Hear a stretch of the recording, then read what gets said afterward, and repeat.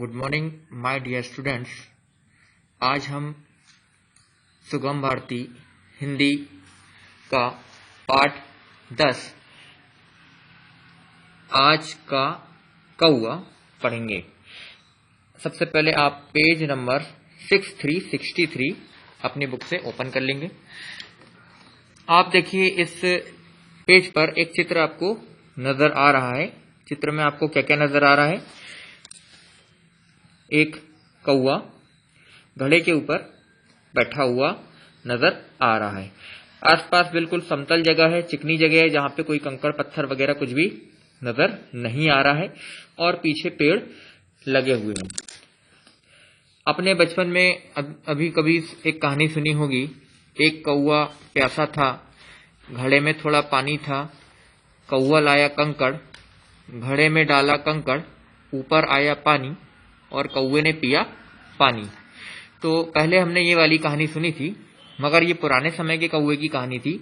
हम आज के कौवे की कहानी सुनेंगे, यानी अभी के समय के परिदृश्य में इस कहानी को पढ़ेंगे। सबसे पहले हम इस पाठ में रीडिंग करेंगे और जिन शब्दों को अंडरलाइन किया गया है उन शब्दों को अपनी कॉपी में 3-3 बार लिखेंगे। साथ ही शब्दों के अर्थ भी समझते चलेंगे। तो आज हम स्टार्ट करते हैं पाठ 10 आज का कौवा रीडिंग। आप लोग मेरे साथ इसे पढ़ते चलेंगे। पाठ 10 आज का कौवा। पहला पैराग्राफ हम पढ़ेंगे। एक कौवा था जो बहुत प्यासा था। एक कौवा था जो बहुत प्यासा था। प्यास के कारण उसका गला सूख रहा था। प्यास के कारण उसका गला सूख रहा था। पानी की तलाश में वह इधर उधर भटकने लगा। पानी की तलाश में वह इधर उधर भटकने लगा। तो हमने देखा कि एक कौवा था, वह प्यासा था, यानी से प्यास लगी थी, और जब हमें प्यास लगती तो गला सूख जाता है, पानी नहीं मिल रहा होता है। तो पानी की तलाश यानी पानी ढूंढने के लिए, पानी की खोज में वह इधर उधर यानी यहां वहां भटकने लगा, यानी घूम रहा था, ढूंढ रहा था कि उसे कहीं भी पानी पीने का मिल जाए। लेकिन उसे पीने के लिए कहीं भी पानी नहीं मिला और थक कर पेड़ पर जा बैठा। पीने के लिए उसको पानी कहीं नहीं मिला इधर उधर घूमने के बाद भी, और वह थक गया पानी ढूंढते ढूंढते, तो जाकर पेड़ पर बैठ गया। तो कौवा कहां पर जाकर बैठ गया था? थक करके पेड़ पर। उसे पेड़ के नीचे एक घड़ा दिखाई दिया, जिसे देखकर वह बहुत खुश हुआ। जब वो पेड़ के ऊपर बैठ गया था तो उस पेड़ के नीचे उसे एक घड़ा नजर आया और उस घड़े को देखकर वह बहुत खुश हुआ कि शायद इसमें उसे पीने के लिए पानी मिल जाएगा। तो हमने पैराग्राफ 1 पढ़ लिया है। अब इससे संबंधित प्रश्न जो है उसे हम पहले कर लेते हैं। पहला प्रश्न है, कौवा थककर कहां बैठा था? तो कौवा थककर पेड़ पर बैठा था। लिखित में अगला प्रश्न है, कौवा क्यों परेशान था?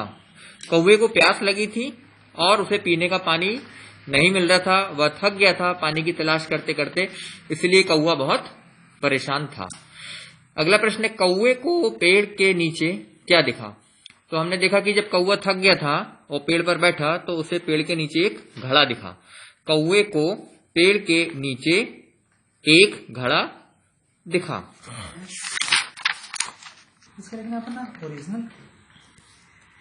हमने अभी तक देखा एक कौवा था जो बहुत प्यासा था, प्यास के कारण उसका गला सूख रहा था, पानी की तलाश में वह यहाँ वहां भटका, पानी उसे पीने के लिए नहीं मिला, वह थक गया और पेड़ पर जा बैठा। पेड़ के नीचे उसे एक घड़ा नजर आया और उस घड़े को देखकर वह खुश हुआ। अब हम पढ़ेंगे पैराग्राफ नंबर 2। वह घड़े के पास गया। वह घड़े के पास गया। उसने घड़े के अंदर झांक कर देखा। घड़ा पानी से आधा भरा था। उसने घड़े के अंदर झांक कर देखा। घड़ा पानी से आधा भरा था। मतलब जब उसने घड़े के अंदर देखा अपनी गर्दन डाल के, तो उसे नजर आया कि घड़े में आधा पानी भरा हुआ है और आधा घड़ा खाली है। उसने घड़े के अंदर चोंच डाली, लेकिन उसकी चोंच पानी तक नहीं पहुंची। उसने घड़े के अंदर चोंच डाली, लेकिन उसकी चोंच पानी तक नहीं पहुंची, क्योंकि पानी आधा भरा हुआ था और पानी तक उसकी चोंच नहीं पहुंच पा रही थी, इसलिए वो पानी नहीं पी पा रहा था, जिस कारण अभी भी उसे प्यास लगी हुई थी। वह निराश और दुखी हो गया। निराश मतलब नाखुश होना और दुखी यानी परेशान होना। वह निराश और दुखी हो गया। इससे हम अगला प्रश्न का उत्तर हमें मिल जाएगा। घड़ा कितना भरा था। जब वह पेड़ के नीचे घड़ा उसे नजर आया और घड़े पे जाकर बैठा, तो उसे दिखा कि घड़ा पानी से आधा भरा था। इस प्रश्न का उत्तर हम कर चुके हैं। अब हम अगले पैराग्राफ पर आते हैं। कौवा सोचने लगा, अब मैं क्या करूं? पानी तो मिला, लेकिन मेरे किस काम का? मैं इसे पी नहीं सकता। अब कौवा पानी नहीं पी पाया, तो उसके मन में विचार आया। वह सोचने लगा कि अब मैं क्या करूं? पानी तो रखा है, पानी तो मिल गया है, लेकिन ये पानी मेरे किसी काम का नहीं है, क्योंकि उसकी चोंच वहां तक नहीं पहुंच पा रही है जहां पानी है, और उस पानी को नहीं पी सक रहा है। तभी उसे याद आया कि मेरे दादाजी के सामने भी एक ऐसी परेशानी आई थी। तब उन्होंने घड़े में कंकड़ डाले थे। तब उसे याद आया कि उसके दादाजी, जो कहानी में आपको इस पाठ को शुरू करने के पहले बताया था कि एक कौवा प्यासा था, घड़े में थोड़ा पानी था, कौवा लाया कंकड़, घड़े में डाला कंकड़, ऊपर आया पानी, कौवे ने पिया पानी। ये वाली कहानी जो हम पहले सुने हैं, ये इसके दादाजी की कहानी थी। तो उसे याद आया कि दादाजी को भी जब इसी परेशानी सामने आई, तो उन्होंने कंकड़ घड़े में डाले थे और उससे पानी जब ऊपर आ गया था, तो उन्होंने उसे पी लिया था। जब घड़ा कंकड़ों से भरने लगा, तब पानी घड़े के मुंह तक आ गया और उन्होंने पानी पीकर अपनी प्यास बुझाई थी। जब घड़ा कंकड़ों से भरने लगा, तब पानी घड़े के मुंह तक आ गया और उन्होंने पानी पीकर अपनी प्यास बुझाई थी। मैं भी ऐसा ही करूंगा। तो वह सोचने लगा कि जैसे उसके दादा ने अपनी प्यास बुझाने के लिए घड़े में कंकड़ डाले थे, पानी ऊपर आ गया था और उस पानी को पी के प्यास बुझाई थी, वह भी ऐसा ही करेगा। अब आगे पढ़ते हैं। कौवे ने घड़े के चारों ओर देखा। कौवा जिस घड़े पर बैठा था, उसके चारों तरफ उसने निगाह डाली, नजर घुमाई। वहां की जमीन चिकनी और समतल थी।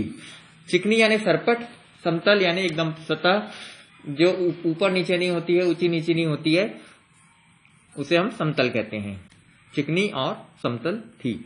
ऐसी जमीन पर कंकड़ कहाँ? ऐसी जमीन जो समतल और चिकनी होती है, उस जगह पर कंकड़ नहीं होते हैं। तो कोई भी कंकड़ उसे वहां पे नहीं मिले। वह फिर निराश हो गया। उसके मन फिर से निराश हो गया। अब वह क्या करे? जब कौवे ने देखा कि चारों तरफ घड़े के कहीं भी कंकड़ नहीं मिल रहे हैं जिससे वो घड़े में डाल सके और पानी ऊपर आ जाए, क्योंकि जमीन चिकनी थी, समतल थी और वहां पे कंकड़ नहीं थे, तो वह फिर से निराश हो गया कि उसके दादाजी ने जिस युक्ति से पानी पिया था, उसका वो यहां पर उपयोग नहीं कर पाएगा। जब वह सोच रहा था, तभी उसकी दृष्टि एक नली पर पड़ी। जब वह निराश हो गया और सोच रहा था कि वह क्या करे, तभी उसकी दृष्टि यानी नजर एक नली पर पड़ी एक पाइप वहां पड़ा हुआ था, उस पर इसकी नजर पड़ती है। थोड़ी देर पहले एक लड़के को उसने नली से नारियल का पानी पीते हुए देखा था। थोड़ी देर पहले एक लड़के को उसने नली से नारियल का पानी पीते हुए देखा था। थोड़ी देर पहले उसने देखा था कि एक लड़का नारियल पानी पी रहा था। तो नारियल पानी या गन्ने का जूस कभी हम पी रहे होते हैं तो हम एक स्ट्रॉ या नली को ग्लास में डाल देते हैं और उसे अपने मुंह में दूसरा सिरा लगा करके दबा करके चूसते हैं, तो वो नारियल पानी या जो जूस होता है वो हमारे मुंह में आने लगता है। तो उस लड़के को देखकर उसके मन में ये युक्ति आई कि इस नली का उपयोग वह कर सकता है। बस फिर क्या था, उसने भी वह नली उठाई। वहां पर जो नली पड़ी हुई थी उसे नजर आ रही थी, उसको उसने उठा लिया, अपनी चोंच में उसे दबाकर घड़े में डाला और पानी पीने लगा। उस नली को दबाकर अपने चोंच में दबाया और घड़े में डाल के पानी पीने लगा। इस चित्र को आप ध्यान से देखिए। यहाँ पर एक घड़ा है, इसके ऊपर कौवा बैठा है, आसपास कोई कंकड़ नहीं है। कौवे के मुंह में ये नली लगी हुई है, इस नली को इसने अंदर डाल दिया है जो कि पानी तक चली गई है और वह बड़े आराम से पानी पी पा रहा है, पी सक रहा है। तो इस तरह से कहानी पूरी होती है। आगे के प्रश्नों के उत्तर अब हम करेंगे। कौवे को नली से पानी पीने का तरीका कैसे आया? तो अभी हमने पढ़ा कि कौवे की नजर एक नली पर पड़ी थी और थोड़ी देर पहले एक लड़का उसी नली का इस्तेमाल करके नारियल का पानी पी रहा था। तो उसे देखकर कौवे को नली से पानी पीने का तरीका आ गया। कौवे ने पानी कैसे पिया? कौवे ने नली को अपनी चोंच में दबाकर घड़े में डाला और पानी पी लिया।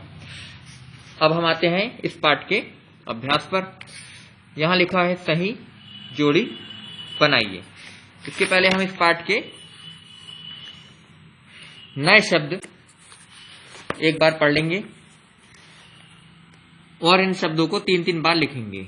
आज, कौवा, प्यासा, सूख, तलाश, भटकने, थक कर, घड़ा, खुश, झांक कर, चोंच, निराश, दुखी, कंकड़, परेशानी, मुंह, बुझाई, चिकनी, समतल, दृष्टि, नली, नारियल।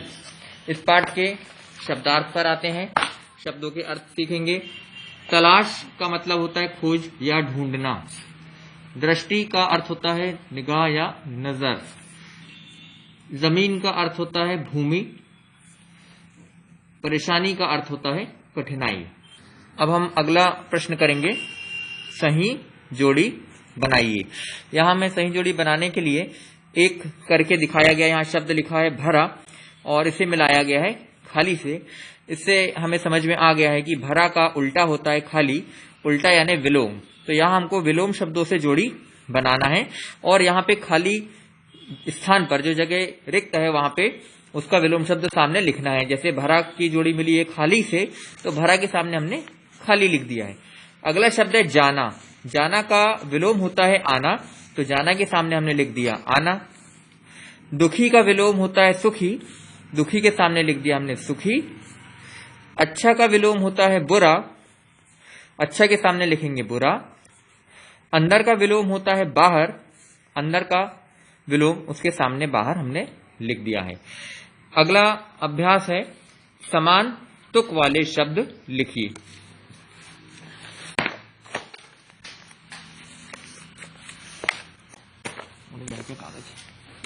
रफ है रहने दीजिए।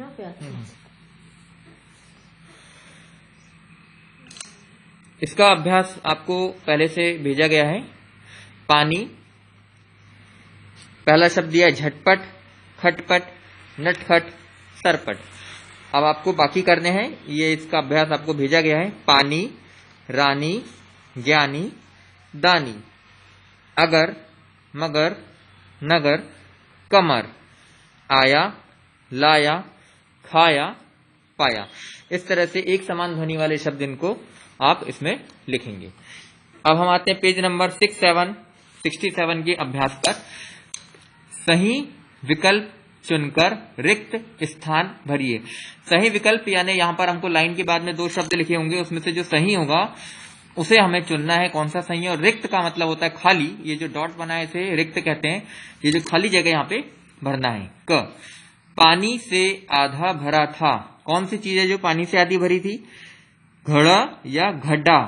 यहाँ पे घड़ा लिखा है, यहाँ घड़ा लिखा है, सही उच्चारण होता है घड़ा, तो यहाँ पे आएगा घड़ा।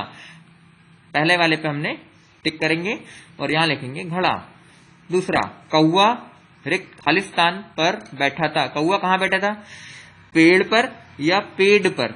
यहाँ पेड़ लिखा हुआ है, हमको पेड़ नहीं लिखना है, हमको लिखना है पेड़, तो ये पहला वाला सही है ऑप्शन, यहाँ लिखेंगे पेड़। कौवा पेड़ पर बैठा था। तीसरा, गा घड़ा खालिस्तान से भर गया। कंकड़ कंकड़, तो कंकड़ गलत है, डा के नीचे जब बिंदी लगती तब वो अड़ा बनता है, कंकड़, तो सही विकल्प होगा दूसरा वाला, यहां लिखेंगे कंकड़। घड़ा कंकड़ से भर गया। अगला अभ्यास है घ, खालिस्तान ने पानी पिया।